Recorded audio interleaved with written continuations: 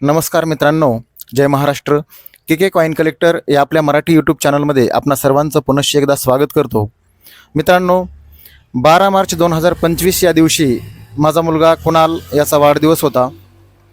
त्या दिवशी घरातील सर्वांनी, त्याच्या मित्रांनी, नातेवाईकांनी त्याला वेगवेगळ्या प्रकारचे गिफ्ट्स, भेट कार्ड दिले. त्या दिवशी मी त्याला कुठलीही प्रकारची भेटवस्तू देऊ शकलो नाही. कॉइन कलेक्शनचा छंद असल्याकारणानं माझ्या मनामध्ये एक वेगळी थीम आली की आपण याला काहीतरी वेगळं दिलं पाहिजे.